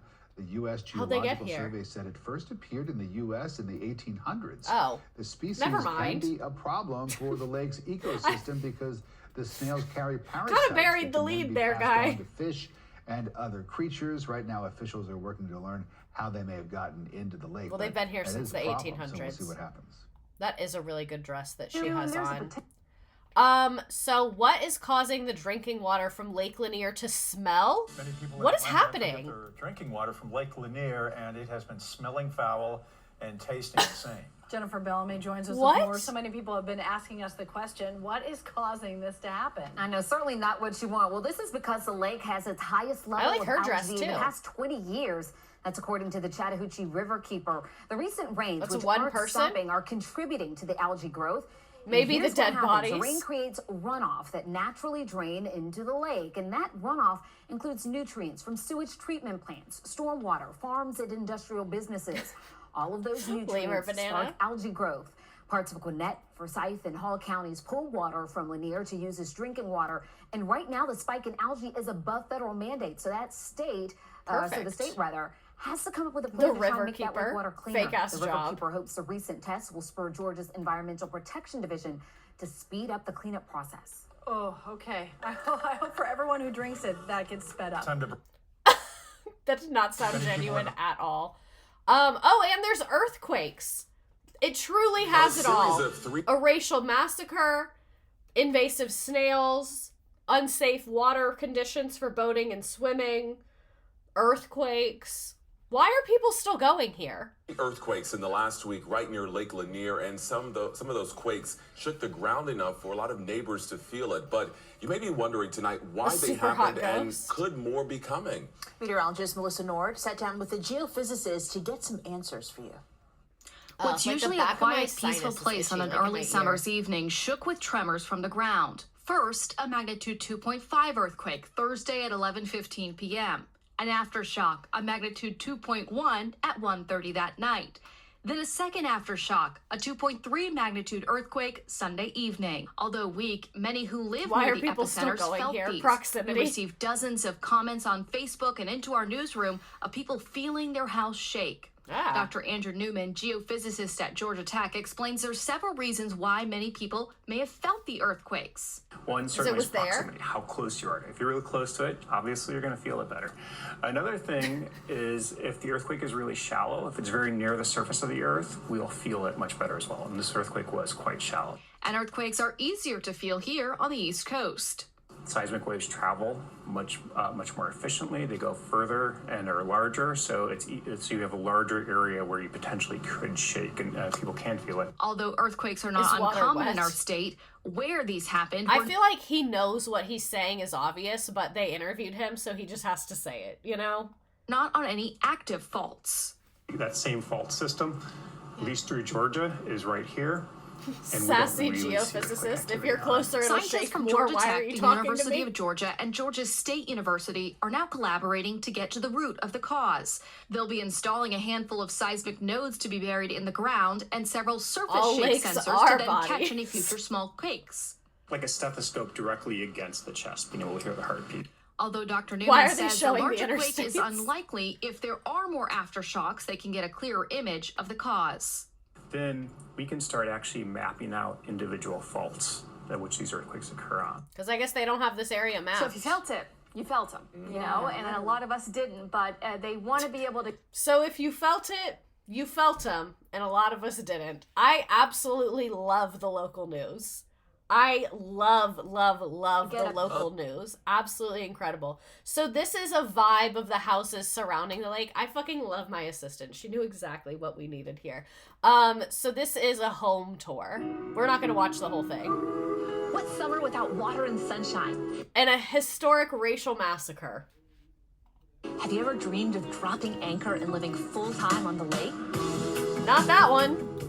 Not that one. I can assure you that. Oh, I'm a big fan of the Facebook pages. Don't worry, I'm well acquainted with Facebook.com. This is a premium location on Lake Lanier because it's close to parks, Peachtree Point Amphitheater, and dozens of restaurants. And of course, Lake Lanier Islands. Of course.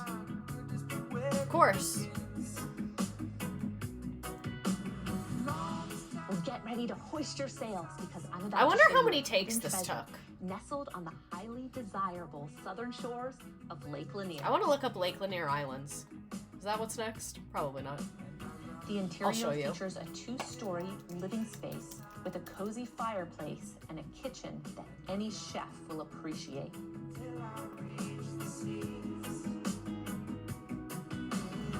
All right, so now they're inside the house. I don't really care about that. This is Lake Lanier Islands. Hella restaurants. I want pictures.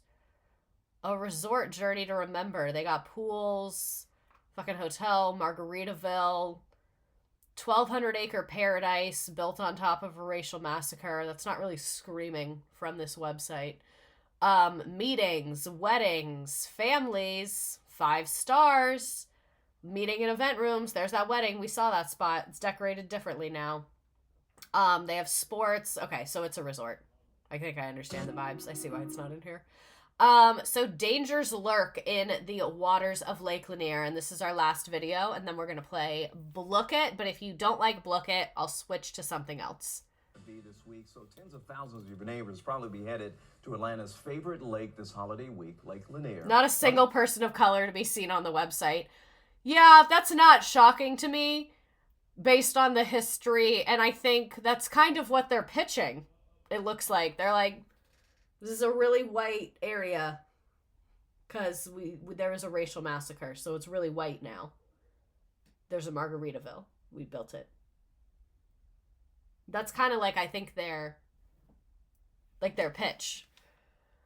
I'm giggling again at the person who said that Blake Lively would have a vow renewal at Lake Lanier? Even though the water will feel really good because it's going to be cold, John Sherrick shows us there are dangers in the water that we should be really concerned about. Okay, what are the dangers? It just came in one day and showed up, and a week later it was still there and it was starting to go down. John Barker with Lake Lanier Association has been fighting abandoned docks and boats for years. And you could actually see a petroleum sheen on the water. I mean, you could see the oil and gas leaching out. It was very obvious. He's cleaned up more than half a dozen in the past couple of years. Good he was for him. thinking he'd gotten a handle on it, but as soon as he gets them hauled away, more take their place. And there it sits. Why is this happening? So now we got to struggle with, how to get it off. The owner of this houseboat tells a familiar tale. She got it cheap from someone who was tired of the boating life. She pictured fun and sun, What she got was a boat that sank almost immediately. Damn. And she doesn't have the money to haul it out of the lake. You got to send in a crew. They've got to float it, get it on top of the water, get the water out of it, and they got to get it to a ramp. And I have a trailer there waiting, and they put it on the trailer, bring it up the ramp a little bit to where the boat can drain Does off, seem like a pain in and the then I pull ass. it over here to find out what's going to happen next. Then you have to get a trailer to haul it to the metal recyclers. We have to bring them piece by piece. You have to pay Damn. them to strip it and recycle everything. And you're somewhere in the $10,000 to $15,000 range. Damn. That's a cost the Lake Lanier Association picks up with help from the counties and the state. This party cruiser went down Memorial Day weekend. Luckily, the owner hauled How the is boat that out of the legal? water in the last couple of weeks, so Party Cove is safe for the holiday. It's not just boats, it's ducks that have broken free. The neighbors actually named it Beaver Dock. Remember this one we showed you last July? It had been there so long a beaver built a den on it. It was just Real. hauled away more than a year later. Pieces of jagged metal break It's not off the littering boats if you're and docks rich. and lie in wait for tubers, skiers, and swimmers. This is so dangerous. Damn. Terrible. Terrible, terrible. All right. We're going to do our Blook It thing. If you have not been with us when we've played Blook It, this is a new game that we are playing. Let me make sure I'm sharing the correct screen right now. Blook It is a new game that we are playing. So I told you guys that we were going to try a different one. I kind of wanted to do the fishing one because it's like on theme with the lake, but I told you guys we would do a more fun one. And my kids, they like Gold Quest and Crypto the best. Those are their favorite ones. I was told to never own a boat, but befriend someone who owns a boat so I don't have to deal with boat stuff like this. You don't have to download an app or anything. I know that fishing is on brand, but I think you guys are going to like the gold one because you can rob each other. So we're going to do that one. Why aren't you loading? Ugh, it might make me log in again. Pause. Sometimes it does that. Give me 1 second. That's what I get for trying to be prepared. I'll put the directions on the screen in a second. It's easy. You don't have to download an app or anything. And we'll play for just like a couple minutes. We'll do like 4 minutes. That's good. Okay. There we go. So you can just scan the QR code or I put the link in the chat, or if you just go to play.blookit.com and enter the code, your name will come up. If I get robbed a lot, I might cry. I'm recovering from COVID, just saying. I think you guys might like it. I think it adds a fun little chaoticness to this, but if you hate it, let me know and we can switch to something else. Anyone watching the debate tonight? I'll probably watch it tomorrow on my phone, like a little podcast. And yes, we'll do our memes in a second too. So I'll give people a couple minutes to join. Oh, right, I forgot Blook It had like a join limit. Maybe we will switch back to Nearpod. Forgot about that. Maybe this will be our last Blook It week, but I'll give people a few minutes to get there. And again, QR code, links in the chat, directions are on the screen. So one thing, I feel like this one is a little bit easier. Happy birthday, Paige. I'm excited for excited for tonight's topic, and it's my birthday, so this was perfect. I'm glad. And while everyone's joining the game, I'll tell you what we're doing next week. Next week, we're doing Improv Everywhere, and this is very, like, old niche internet culture that I loved when I was younger. So Improv Everywhere, I literally, like, wanted to move to New York to join them because I thought what they did was so funny. They play, like... It's a kind of cringy now, but at the time it was like hilarious and would go viral. They play like very harmless pranks in public for like comedic reasons. And I feel like it's a good example of how you can be in public and you can cause a scene and you can be funny without like hurting people or like being super obnoxious. So the picture on the little promo on my screen, this is my favorite thing they've ever done, and then we're going to watch it. They all wore khaki pants and blue polos and went to Best Buy, and when people would ask them things, they were just like, oh, I don't work here, I don't know. And I just think that's hilarious. Like, no one's getting hurt. It's not damaging property, and the employees like freak the fuck out. So we're going to talk about that group, kind of how they came to be. Now they're like an even bigger thing. You can hire them for events. They will like work at your conference and make all your like company people do something together to bond, which I think is like kind of fun. Like I would like it if one of my work conferences did that. But yeah, I just think they're like a funny group of people, and I will be fresh off of the Teacher Quit Talk meetup in Vegas. So I was like, that'll be like a casual week. We can just like watch some videos and laugh and hang out. If you would like to hang out with me and Fraz, we are hosting a little like lunch moment in Vegas. The details are on my Patreon. So if you look there, it's just a tier on Patreon. It's $35. You get a +1. It's honestly a very good deal. We just kind of wanted to experiment with an in-person event and see if we liked that. So that is this Saturday. Oh my God, that's like literally so soon. I need to pack. But yeah, I'll give people a couple more seconds to join. 22 billion gallon. I know you wanted it to be parking lot. I remember seeing that from the chat. Lanier parking lot, mystery snails, a super hot ghost, Margaritaville, Scary Lake. Sad it's in Vegas, but I hope you have fun. We're hoping to do them in other cities eventually as well. We just both could find like pretty cheap, convenient flights to Vegas, so that's why it worked out. But I'm going to go ahead and hit start on this guy. If you have not joined, it will let you join late, so do not fear.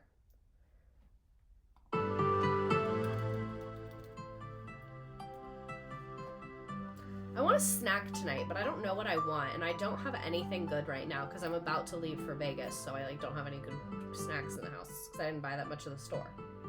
Oh, I have chocolate strawberries. I forgot about those. Okay, I'm happy now. Whenever, this is like the Blook It I'll play if my class is being kind of crazy, because I think the music is relaxing, but sometimes they get mad when they rob each other, so it just depends if they can handle that. See, you can steal from each other. I like that you guys are interacting with each other, and there's an element of luck here.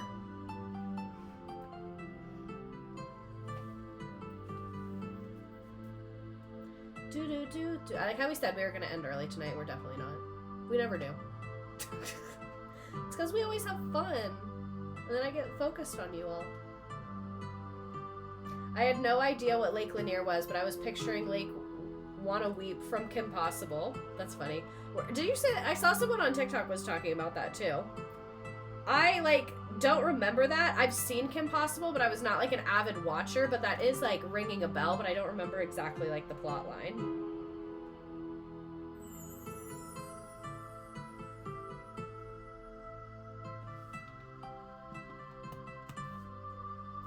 Lanier parking lot. I'm glad you're in first place right now.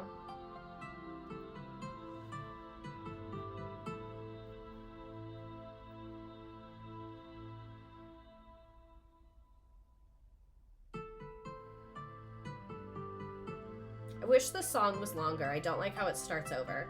Really not a fan of that, gonna be honest.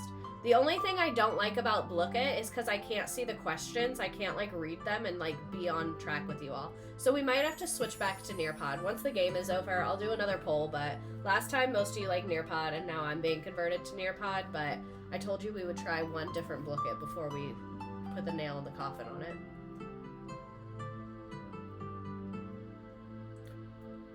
I love when you guys are all focused. Yes, that was me on TikTok.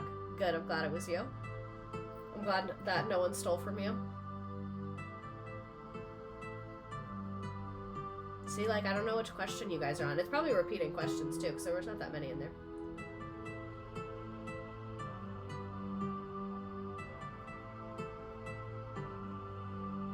I'll go ahead and set up the poll while I wait, while you play your little game. This is what I do when I have stuff to do and my class needs something to do because they're, like, not working on whatever I told them to work on.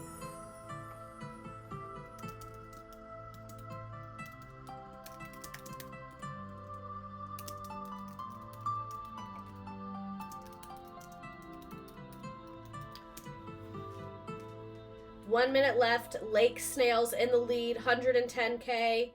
Oh, Pasta Hut coming through 110K. Lake Snails is up to 193. Scary Lake coming in at 331K. All right, Pink Crocs at 144K. The money is moving. That's what I should start doing. Just narrating like a sports announcer.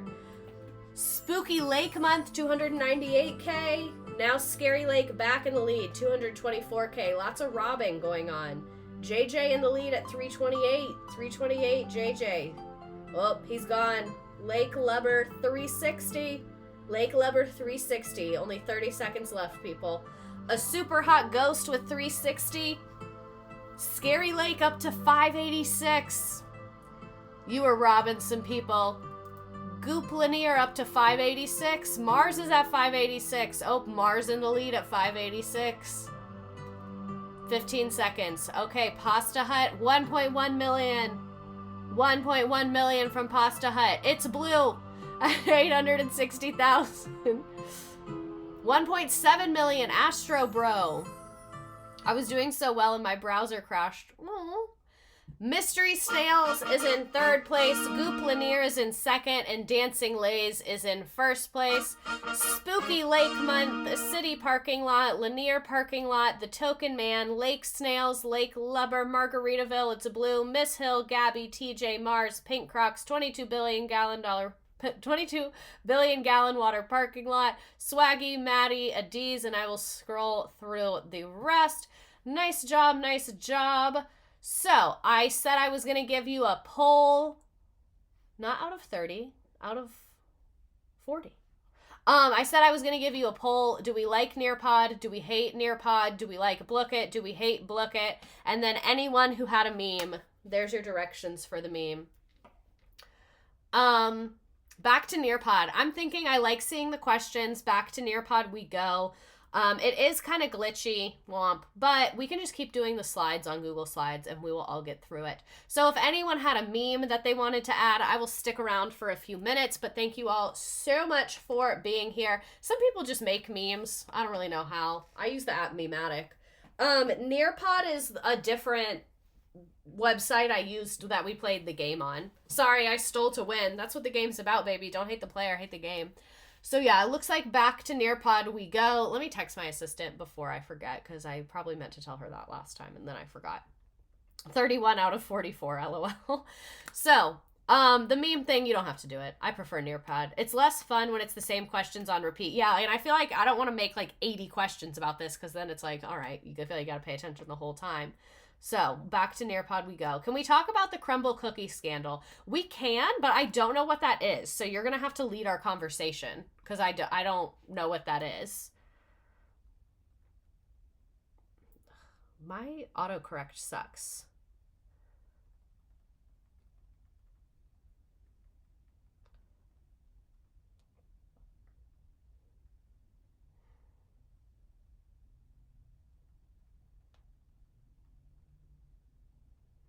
If it keeps glitching, we can use maybe Kahoot.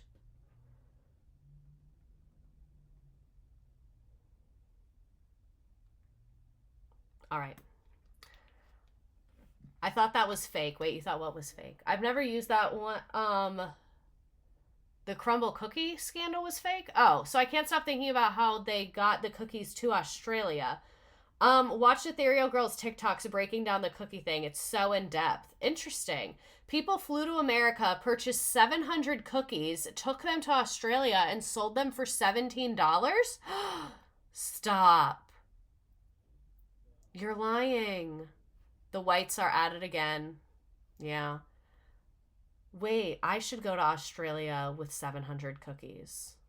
Would that even pay for the flight? Lake Lanier Association. I love Ethereal Girl and her niche tea. Yeah, me and her are mutuals. I just didn't see that. Interesting. They were like a week old and stale AF. That's absolutely hilarious, actually. Wow. Well, we will leave it there. Thank you so much for being here. I hope that this was like educational. You learned a lot. I feel like tonight was quite the mix of like history, news, racism, horrible things. But if you're near Lake Lanier, don't go in it. And again, rest in peace to all of the people who tragically were murdered and had their land stolen from them, so that now in 2024 we can have drownings in a Margaritaville. I think that really just sums up America and our values and what we historically stand for. So on that note, next week will be a much lighter stream Improv Everywhere. Please continue to donate to any mutual aids for Hurricane Helene. There's a lot of great ones in the chat. And please donate and share Dr. Sofian's fundraiser as well. Have a great night, everybody. I hope to see some of you in Las Vegas on Saturday, and I will see you